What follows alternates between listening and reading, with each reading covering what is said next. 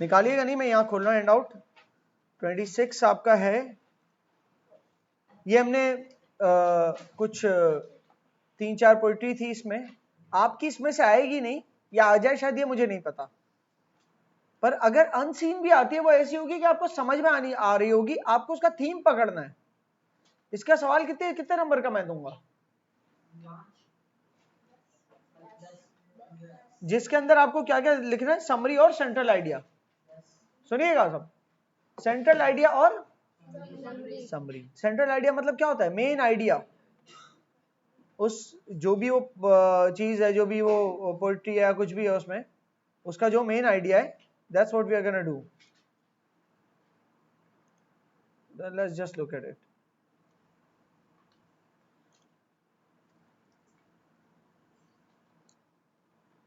अब मिसाल के तौर पे, I will always return, this is, हमें इसका थीम पकड़ना है। I hear the wind call my name, the sound that leads me home again. It sparks up the fire, a flame that still burns. To you I will always return. ये किसको बोल रहा है to you? अपनी mother को। एक कह रहा है अपनी मदर को, अपने हाउस को, अपने होम को कह रहा है। अपने मदर को नहीं बोले, मदरलैंड बोल दो, क्योंकि अपनी माँ को नहीं बोले to you I will always return. ये तो अपनी उसने घर की बात कर रहा है कि मैं, क्योंकि देखो, the sound that leads me home again, मुझे एक आवाज है हवा की जो मुझे घर वापस बुला रही है, और वो हवा ऐसी है कि मेरे अंदर आग को और स्पार्क कर रही है और भड़का रही है, जला रही है मेरे अंदर आग को। किस आग को? वो जो वापस जाने की का एक जोश चल रहा है ना मेरे अंदर एक आग की तरह चल रहा है कि मैं वापस जाऊं। तो बोल रहे हैं कि मैं वापस आऊंगा तुम्हारी तरफ। किसकी तरफ? अपने होम की तरफ। यहां से पकड़ना था इसे, ठीक है। I know the road is long but where you are is home. लेकिन जहां तुम हो, अपने मदरलैंड को बोल रहे हैं यहां पर कि तुम मेरा जो रहने की जगह है, तुम जहां हो तुम मेरा घर हो। Wherever you stay I will find the way. तुम जहां भी हो मैं तुम्हें ढूंढ लूंगा। I will run like the river, I will follow the sun, I fly like an eagle to where I belong. यहां पर भी क्या बात कर रहा है? कह रहा है मुझे पता है, I know the road is long. इससे मुराद क्या निकल रही है यहां पर? सफर लंबा है, मुश्किलात है, मुझे पता है, पर I will come back. I can't stand the distance, I can't dream alone. क्या मतलब है? मैं बड़ा अकेलापन फील कर रहा हूं, मैं अकेले रह नहीं सकता, तुम्हारे बगैर नहीं रह सकता।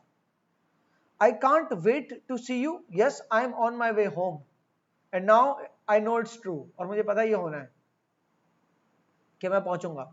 माई every road leads to you, and in the hour of darkness your light gets me through. मेरा हर रोड जो है मुझे घर तक ही लेके आता है, और जब जब जिंदगी मुश्किल की घड़ी है, आवर ऑफ डार्कनेस क्या है? मुश्किल की घड़ी। अब अंधेरे का घंटा इसको तो नहीं बोलूंगा ना मैं, मुश्किल की घड़ी। Your light gets me through, तुम्हारी एक रोशनी है जिसको फॉलो करते हुए बाहर आ जाता हूं। You run like the river, you shine like the sun, you fly like an eagle, या यू आर द वन। अब ये जो है ये खुद नहीं बोल रहा, ये समझ लो हवा इसको बोल रही है जवाब में। हवा इसको क्या बोल रही है कि तुम जना रिवर की तरह, तुम दरिया की तरह भागते हो, तुम सूरज की तरह चमकते हो, तुम ईगल की तरह उड़ते हो, तुम ही हो जो ये कर सकते हो। Yes you are the one. I have seen every sunset and with all I that I have learned, it's you I will always return. फिर ये दोबारा से अब खुद ही बोल रहा है कि मैंने हर तरह का सनसेट देख लिया, मैंने सूरज को उड़ते चढ़ते देखा, मैंने जो जो सीखा, जितना देख लिया, जितना घूम फिर लिया, मुझे ये समझ में आ गया कि तुम वो जिसपे मुझे लौट के वापस आना है। ये खुद बोल रहा है। इस पूरे का सेंट्रल आइडिया क्या है? अगर मैं पूछूं मेन आइडिया क्या चल रहा है यहां पर, कोई बताएगा? हॉर्स का जिक्र मत करना यहां, पर्सन लिख दो। चलो, this is this person. Yes, आप बताइए। This person is missing home, ये इसका आइडिया है। थोड़ा सा और जरा बेहतर करें जी Maryam.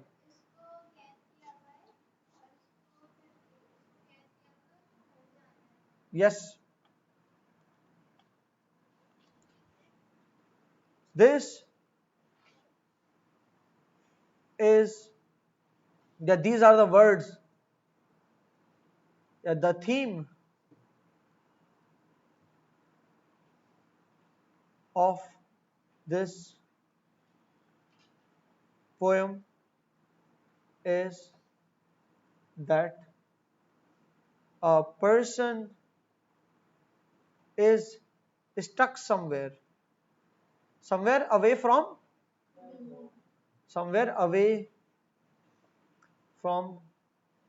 home and is desperate का मतलब बेताब, desperate to go back home, even if he has to face difficulties. ये इसका थीम है, ठीक है ना? Even if he has to face difficulties, ये इसका मेन थीम है कि उसको घर ही वापस आना है, चाहे जितनी रुकावटें, या रुकावटों को क्या कहते हैं? Barriers. Even if he has to face barriers. या एक और रुकावटों के लिए लफ्ज है ऑब्स्टेकल्स. ठीक है ना? तो जितनी डिफिकल्टीज हो जाए उसको वापस जाना है. ये बात है, यहां अगर मेन थीम है इसका. सही है जी? ये मेन थीम अगर लिख लेते हो आप, जो पोएम दी गई है उसका, तो उस मेन थीम को लिखने की बुनियाद पे आपको मतलब समरी के में भी 6 नंबर हो, मेन थीम के 4 नंबर हो. समरी क्या है? अब पूरे अशार की समरी करनी है. ये अशार दिए हुए ना, Where is it? हाँ, ये पूरा अब ये पूरा बंद है, इसकी तशरीह करनी है. स्टैंजा कहलाता है. स्टैंजा 4 मिसरे हैं इसमें. ये पूरा स्टैंजा है और इसमें 4 मिसरे. एक मिसरे को इंग्लिश में क्या कहते हैं? वर्स. एक लाइन यहां पर एक वर्स है और 4 लाइन है तो 4 वर्सेस हो गए. और 4 वर्सेस का एक स्टैंजा होता है. स्टैंजा. तो पहले स्टैंजा की एक लाइन की तशरीह मत करना, पूरे स्टैंजा की तशरीह से मुराद पूरे स्टैंजा के बारे में कुछ लिख देना जुमला. इस पूरे स्टैंजा का एक जुमला लिख दिया, फिर अगले स्टैंजा का एक जुमला लिख दिया, फिर उसके अगले का, फिर 4-5 जुमले जो बन गए ना उसको मिला के समराइज कर देना. तो आई बात? जैसे कि मैं करके दिखाता हूं. I hear the wind call my name, the sound that leads me home again. It sparks up the fire, a flame that still burns. To you I will always return. This may be the words of a prisoner looking. या आपको खुद scene बनाना है. Looking या feeling the wind.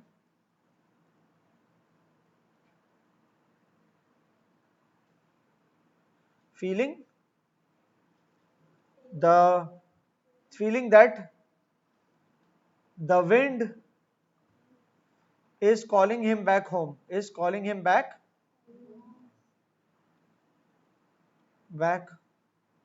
home. ठीक है?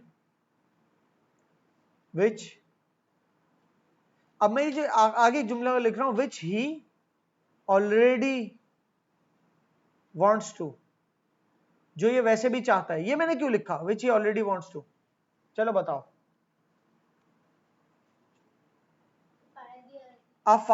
It sparks up the fire, a flame that still burns. मेरे अंदर ये आग को भड़का रही है ये हवा. घर जाने की जो मेरे अंदर बेताबी उसको ये हवा भड़का रही है. सही है? और ये वो आग है जो पहले से वैसे ही जल रही है. A flame that still burns. सही है? तो ये वैसे भी घर जाना चाहता है, इसलिए मैंने लिखा ऑलरेडी इसको जाना था और अब ये हवा इसको घर बुला रही. अगला stanza. I know the road is long but where you are is home. Wherever you stay I'll find the way. I'll run like the river, I'll follow the sun, I fly like an eagle to where I belong. Her stanza के अलग अलग कर रहा हूं, जुमले भी लिख रहा हूं हर स्टैंजा के अलग अलग. फिर इसको एक समराइज्ड फॉर्म में बनाऊंगा। क्लियर है? इसको फिर सब बिल्कुल वैसे ही जैसे मैंने मार्क नहीं किए थे पॉइंट्स पैसेज से, वैसे ही हर स्टैंजा के हवाले से मैं ये 2-2 3-3 लाइन की तशरीह लिखूंगा। That is my planning part. Planning part मतलब, या चाहो तो चलो मैं इसको भी ब्रेकआउट कर देता हूं। मैं नंबर यू कर देता हूं कि 4 नंबर का मेन आइडिया है, ठीक है, बल्कि मेन आइडिया 4 भी नहीं, 3 मार्क्स का मेन आइडिया कर दूंगा मैं, कि पूरी पोएम का मेन आइडिया निकाल सकते हो। पूरी पोएम का मेन आइडिया निकालने के लिए पूरी पोएम पढ़नी पड़ेगी आपने। फिर रह गए 7 मार्क्स, 10 में से 3 तो ये चले गए, अब रह गए 7। उस 7 में से 4 मार्क्स की 3 मार्क्स की पॉइंट्स जो आप लिखोगे हर स्टैंजा के, और बचे 4 मार्क्स के 2 मार्क्स जो हैं वो समराइज किया आपने तो उसके,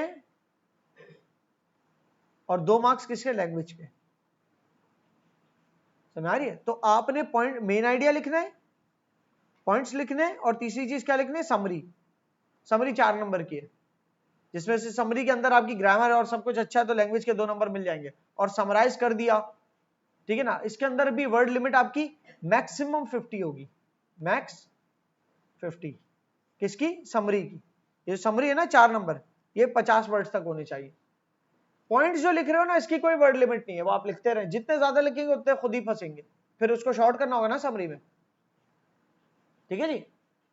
अब होगा क्या उज़ैर भाई, कितने स्टैंजा आ सकते हैं बेटा? पॉसिबली ऐसा हो सकता है कि 2 स्टैंजा दूं, 4-4 मिसरों के, स्टैंजा 1 स्टैंजा 2, स्टैंजा 1 स्टैंजा 2, और ये अनसीन भी होगा ना, तो ऐसा होगा कि इजीली समझ सको, वो ऐसी पोएम होगी इजीली समझ सको। पूरी पोएम पढ़ के पकड़ना कि किसके हवाले से बात हो रही है, ठीक है ना। अब जिसने वो कार्टून ना देखा हो जिसमें से ये लिरिक्स आए, ये तो एक कार्टून के लिरिक्स थे ना, जिसने वो ना देखा तो वो इसको क्या पकड़ेगा, वो इसको पूरा देख के कहेगा कि यार ये कोई है जिसको घर वापस जाना है। अब वो सोचेगा ये कौन है, तो कहेगा शायद कोई प्रिजनर हो। क्लियर हो रही है? शायद ये कोई प्रिजनर हो, तो उसके हवाले से फिर स्टोरी लेके चलाए। पारल, you have a question?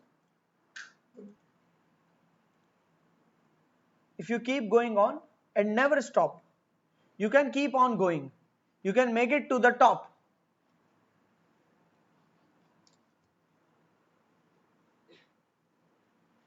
If you keep going on and never stop, you can keep going on, you can make it to the top. Life is full of mountains, some are big and some are small, but if you don't give up, you can overcome them all.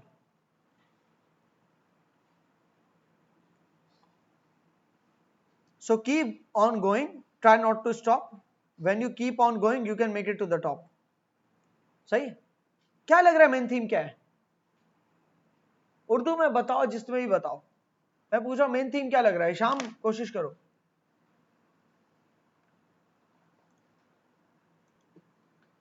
इस poem का मैं main theme लिखने की कोशिश करता हूं यहां पर।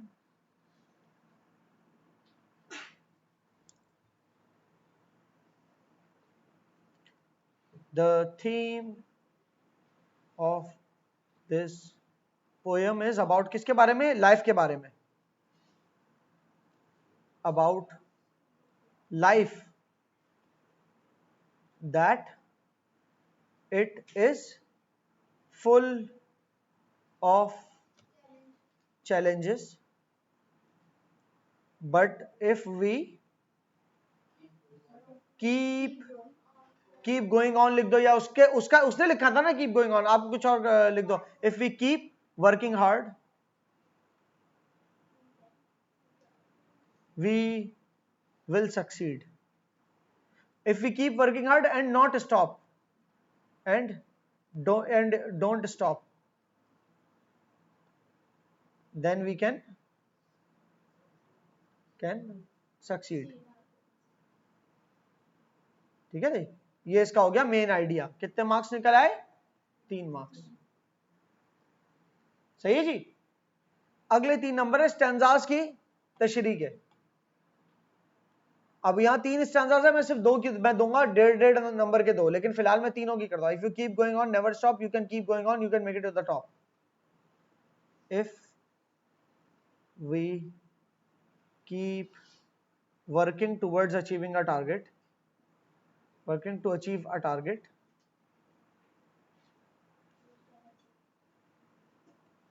then we can really achieve it.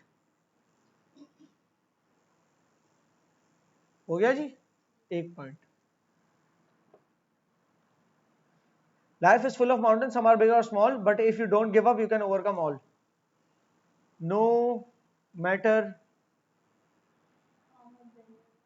big or small challenges.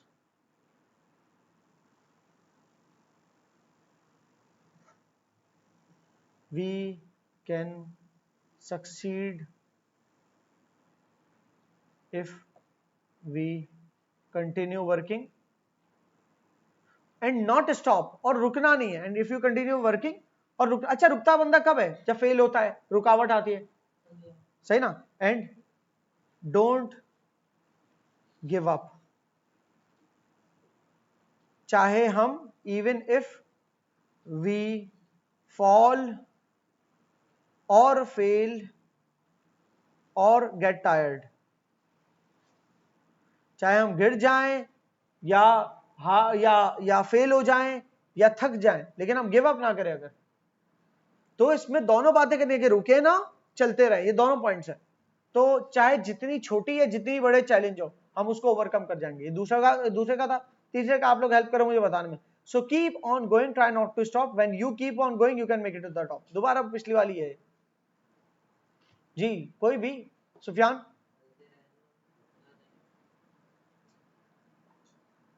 जब तुम चलते रहते हो तो तुम टॉप पे पहुंच जाते हो. तो अब इसको अपने अल्फाज में सक्सेस के हवाले से बताओ.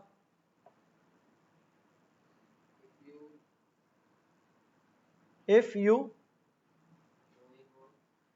keep going on, then you make it to the top. ये जो उसने make it to the top लिख बोला है ना, ये as it is इसने लिफ्ट कर दिया. make it to the top की जगह मैंने क्या बोला है? then you can achieve goals. समझ में आई बात? इसने make it to the top जो बोला इसने सेम लिफ्ट कर दिया. जैसे पैसेज में लिफ्टिंग नहीं करनी, वैसे पोएट्री में भी लिफ्ट नहीं करना है. उसका मतलब समझना, मकसद क्या है टॉप का. यहां पर टॉप तो किसी बोतल का भी टॉप हो सकता है, जो कैप करते हैं उसको. कोई ढक्कन भी हो सकता है. सही है जी. तो या तो कोई कहीं पर टॉप ये भी चीज हो सकती है कि जो अच्छी ना हो. टॉप है लेकिन अच्छा नहीं है. क्या मतलब ये कि डीप सी डाइविंग की चैंपियनशिप है, कितना डीप जाता है बंदा, उसमें जो टॉप पे रहा समंदर के अंदर वो हार गया ना. यहां मुराद टॉप की है कि आपका गोल आप अचीव कर रहे हो. तो टॉप का लफ्ज नहीं यूज करो, बल्कि अचीविंग द गोल लफ्ज यूज करो.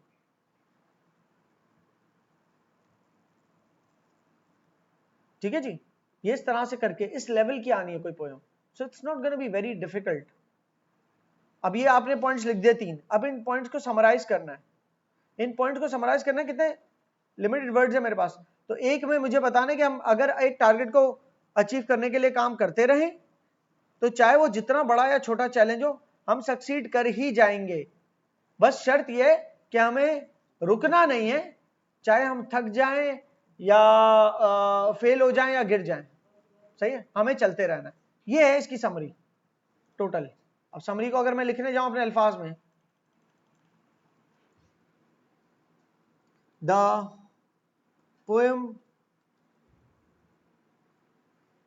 gives a message that if we set our target in life and keep working to achieve it, then one day we can really achieve it. All we need to do is to keep working and not stop, no matter how big the challenge